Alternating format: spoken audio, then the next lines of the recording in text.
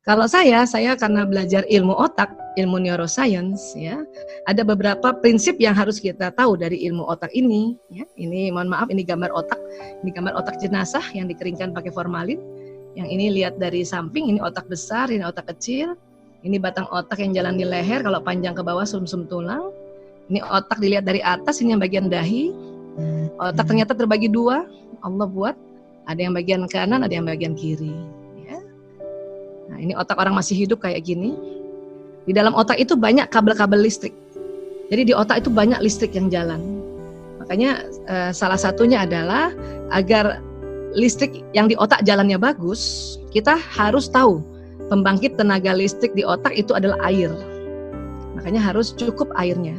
Ya, termasuk air kita juga. Walaupun kita sedang saum, kita perkirakanlah air diminum pada saat sahur dan pada saat buka, dan di antara buka dan sahur kembali itu harus cukup. Ya. Bagaimana cara tahu cukup minum air? Nah, ada teori terbaru dari ahli gizi mengatakan kebutuhan air pada manusia itu cara ngitungnya gini. Berat badan dibagi 30. Coba teman-teman hitung sendiri ya, ibu-ibu hitung sendiri ya. Berat badan dibagi 30. Jadi seandainya ibu-ibu ada yang berat badannya 60 dibagi 30 berarti kan 2. Berarti minimal 2 liter air putih untuk kebutuhan tubuh, terutama untuk otak. Kalau di atas 60 misalnya 60, 61, 62, 65 atau 70 ya 2 liter lebih sedikit. Kalau anak kita masih berat badan cuma 30 kilo berarti 1 liter saja. Ya, air. Sekarang ya banyak sekali kan iklan-iklan, ada tuh iklan yang saya senang banget lihatnya ya, dia kurang minum air terus dia agak tulalit otaknya, langsung lupa, langsung ya itu tadi ya, hang otaknya itu. Kenapa? Karena sumber pembangkit tenaga listriknya itu berkurang ya. Dan kalau bahan-bahan untuk pembangkit tenaga listrik ya kalau tadi sumbernya adalah air, bahan-bahannya itu makanan-makanan, terutama makanan-makanan yang kacang-kacangan, kacang hijau, ya, kacang mete. Walaupun kalau semakin umur mungkin kita makan kacang-kacangan itu tidak terlalu banyak ya. Kacang merah, kacang almond, ya. Terus apalagi? Ya itu tadi, ya, yogurt itu juga bagus untuk otak. Kemudian ikan apapun ya, itu bagus sekali untuk otak. Sereal itu juga bagus untuk otak, ya. Jadi itu mungkin harus diperhatikan pada anak-anak, terutama pada saat ini kita semua stay di rumah aja ya. Mumpung seperti itu jadi kita bisa memenuhi kebutuhan dari otak ini. Ya. Nah ini otak kalau ditaruh di kepala kayak gini. Jadi ada yang bagian kanan, ada yang bagian kiri. Ya. Nanti dari otak keluar sistem saraf, keluar saraf-saraf. Nah ini kayak gini. Dari otak keluar saraf. Yang unik dari otak bagian kiri keluar saraf nanti menuju ke tubuh yang kanan. Kebalikannya otak yang kanan nanti keluar saraf dari sumsum tulang ini menuju tubuh yang kiri. Ya. Jadi yang otak kanan ke badan kiri, otak kiri ke badan yang kanan.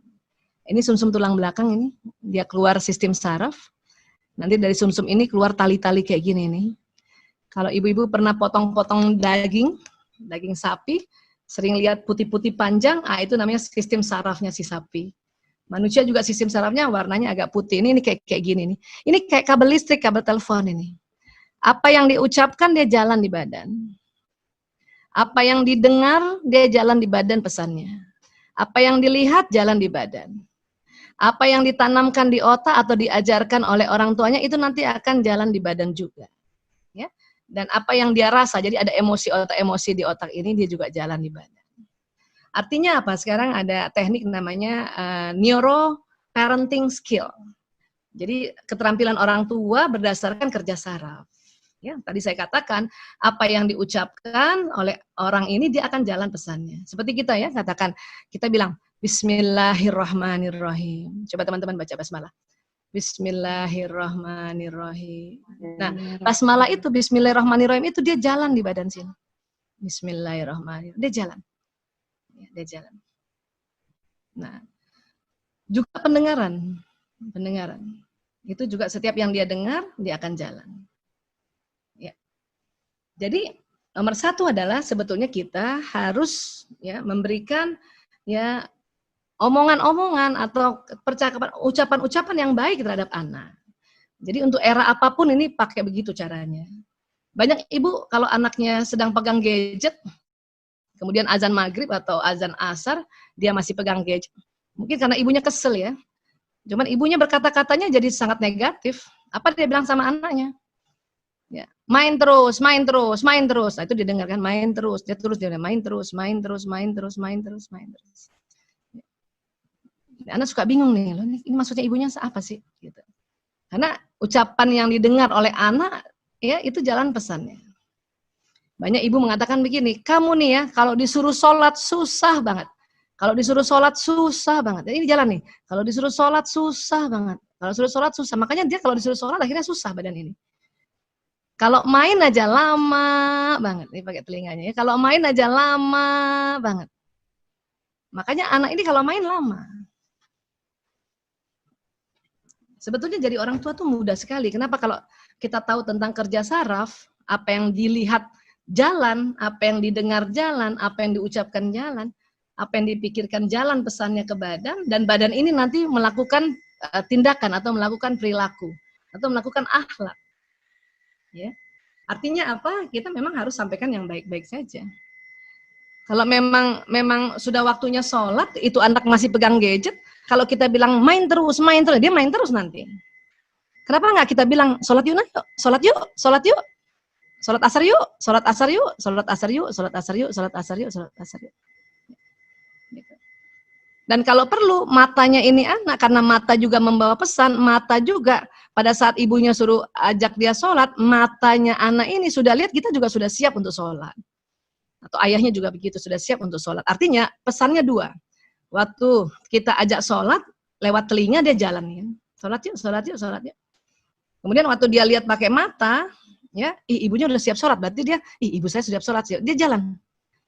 Maka badan ini, ya, yang tadinya malas-malas itu lama-lama dia jalan sendiri itu. Dia bangkit sendiri untuk mengerjakan apa yang kita minta. Ini dia nih, makanya mengapa kita jadi contoh teladan juga. Banyak anak ibunya suruh sholat, ya udah bagus telinganya menerima ya suruh sholat, sholat gitu kan. Tapi pas anaknya lihat, ibunya sendiri sedang pegang gadget, ibunya tidak sholat, maka perintah yang dari telinga ini akan hilang oleh perintah dari mata. Akhirnya badan ini malas melakukan apa yang disuruh. Jadi sebetulnya gampang sekali. Terhadap suami juga begitu. Kadang-kadang laki-laki kan bapak-bapak itu senang banget juga pegang gadget. Dia lebih senang ya peluk gadgetnya daripada peluk istrinya. Nah, kemudian kadang-kadang kita marah kan. Gadget terus, gadget terus, gadget terus. Nah, kita bilang begitu sama suami, ini gadget terus, gadget terus, gadget. Maka si suami itu juga akan pegang gadget terus. Sebetulnya kenapa? Gampang kan, Mbak? Memang ini era gadget, apalagi laki-laki. Otak laki-laki itu ada program yang Allah kasih, tidak ada pada perempuan. Ada dua hal. Apa itu? Sport and games, olahraga dan bermain memang. Otak laki-laki memang begitu, otak kanannya dia dominan, makanya dia otak bermain. Tergantung eranya. Kalau zaman dulu adik-adik saya eranya bukan gadget, eranya layangan, gundu, main sepeda. Wah itu juga ibu saya marah itu kalau ya main layangan tapi karena sampai maghrib. Jadi marahnya karena sampai maghribnya kan, gitu. Saya juga dulu senang main congklak. Ya, tapi kepala saya karena perempuan tidak ada program bermain sekuat anak laki-laki. Makanya jangan heran kalau anak laki-laki senang olahraga.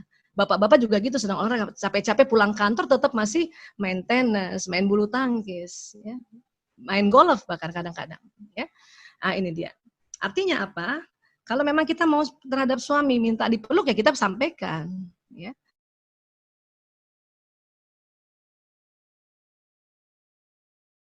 Jadi si suami ngerti, oh dia minta dipeluk, oh gitu.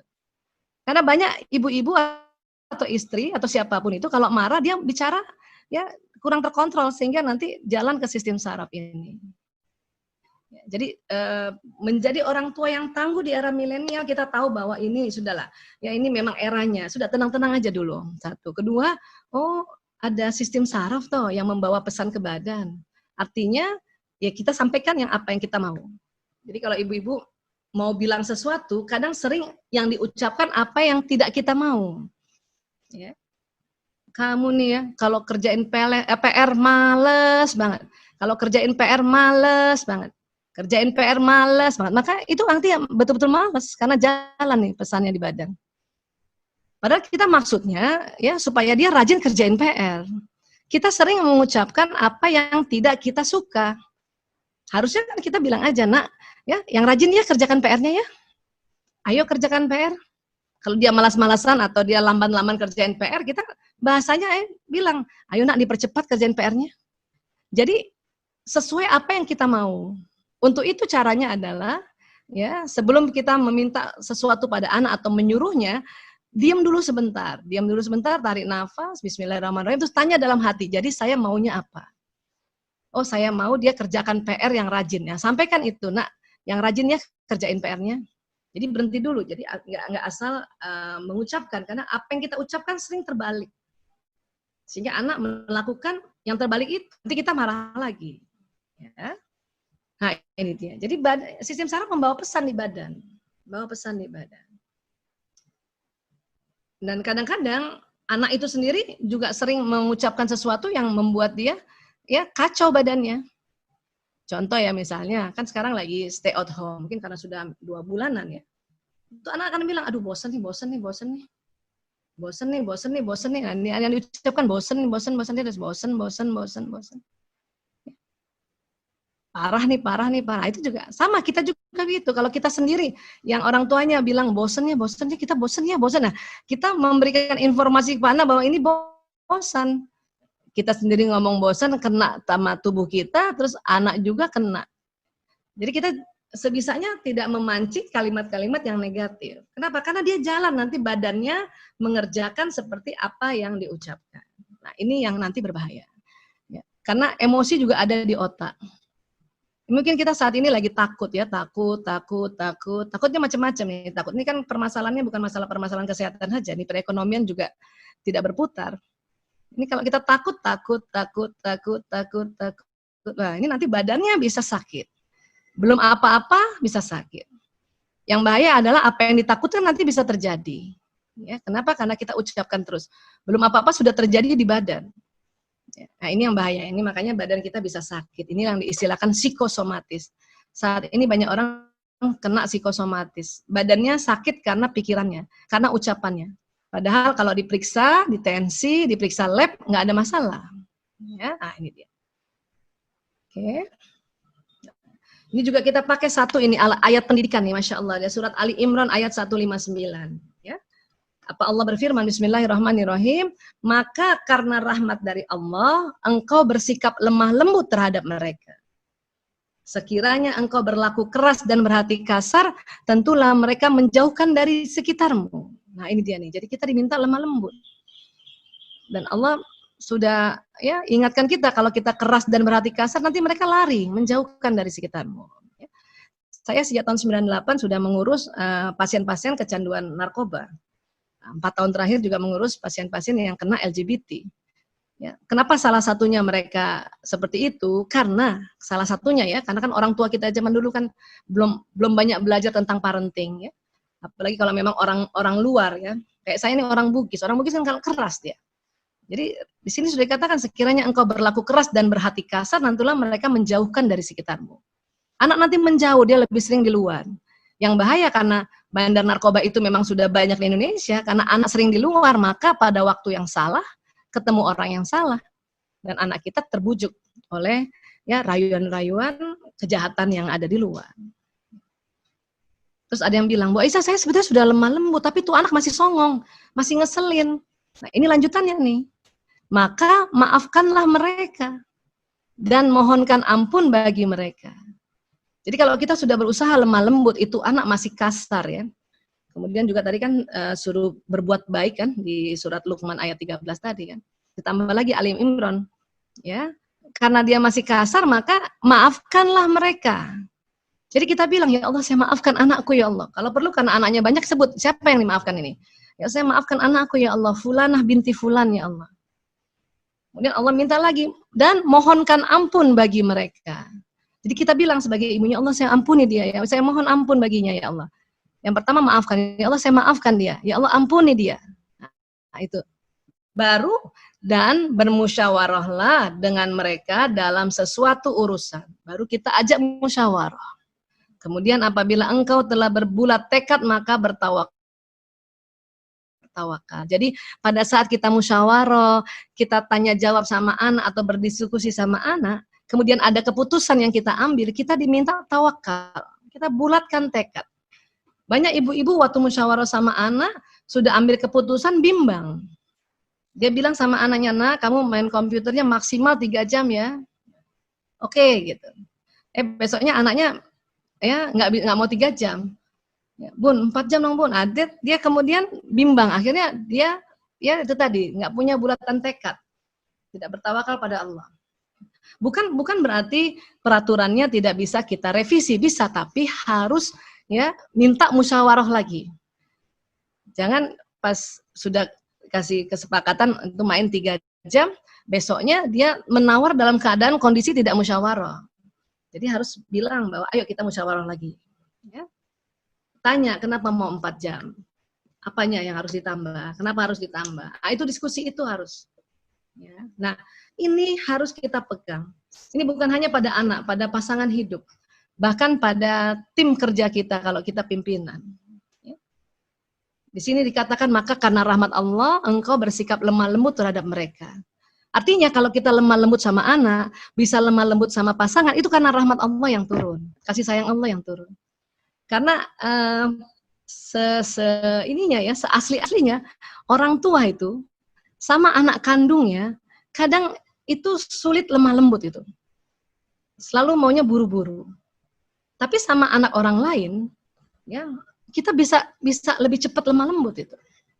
Itulah makanya dalam pendidikan kita sudah nggak bisa dalam 24 jam setelah anak-anak di usia balita, kita yang mendidik mereka 24 jam, itu juga sudah sulit. Makanya kita titip orang lain, yaitu Bapak Ibu Guru. Supaya Bapak Ibu Guru itu bisa menyampaikannya dengan lebih lemah lembut. Ya. Tadi host kita bilang, ini kita sama anak ini dikatakan ya kayaknya lebih keras dibanding sama orang tuanya, kan tadi dikatakannya begitu ya. Karena memang betul, orang tua sama anak kandung itu maunya cepat-cepat, maunya buru-buru. Nah makanya kalau sampai ayah bunda, bapak ibu sudah bisa lembut sama anak dan lembut sama pasangan, itu rahmat Allah turun. Masya Allah, apa nggak seneng tuh kalau rahmat Allah turun. Makanya untuk bersikap lemah lembut itu memang kita minta pada Allah. Caranya adalah itu tadi, kalau kita kesel, marah atau apapun sama anak atau sama pasangan, kita diminta istighfar. Astagfirullahaladzim, astagfirullahaladzim, astagfirullahaladzim, ya Allah, astagfirullahaladzim. Ya Allah, mohon lemah lembut ya Allah, mohon sikap lemah lembut ya Allah. Itu yang harus diminta memang. Ya. Kenapa kita susah payah meminta supaya kita bersikap lemah lembut? Karena Allah sudah bilang, sekiranya engkau berlaku keras dan berhati kasar, mereka menjauh darimu. Ini bahaya, di luar sana narkoba masih banyak, LGBT apalagi, begal, ya, tawuran, perjudian. Waduh. Kita lihat anak kita ini, kalau dia, kan kita mau ajak musyawarah nih, ya, kita udah lemah lembut. Nah, sebelum kita ajak musyawarah, ada 2 langkah lagi yang harus dilakukan. Ya, langkah kedua apa? Maka maafkanlah mereka. Kita sebut, ya Allah, saya maafkan anakku ya Allah, saya maafkan anakku ya Allah. Dan mohonkan ampun bagi mereka. Ya Allah, ampuni dia ya Allah, ampuni dia ya Allah. Baru dah itu tadi, dan bermusyawarahlah dengan mereka dalam satu urusan. Jadi kalau kita mau negur seseorang atau mau ngajak diskusi anak, ingin mau menyampaikan sebuah peraturan, harus ada 3 langkah ini. 1, minta rahmat Allah yaitu sikap lemah lembut. 2, maafkan dulu mereka. 3, mohonkan ampun bagi mereka, baru ajak musyawarah. Ini berlaku pada anak umur berapapun. Dan ini juga berlaku pada pasangan hidup. Bahkan ini berlaku pada tim kerja kita pada saat pimpinan mau ajak musyawarah. Nah ini banget harus dipegang banget nih, ya. Dan itu tadi pada saat sudah dalam musyawarah kita negosiasi dan kemudian kita sudah bulatkan tekad, itu disuruh bertawakal pada Allah. Ya, itu nggak boleh ya bimbang itu. Bertawakal pada Allah karena sungguh Allah mencintai orang bertawakal. Ya, nah ini yang bisa dipakai sebetulnya untuk kita siapapun dia, era apapun, karena kita tahu Quran itu ya cocok untuk era apapun. Yang penting ini dikasih, mintanya ini oleh Allah. Sehingga pada saat nanti musyawarah, anak pun senang, kita pun senang.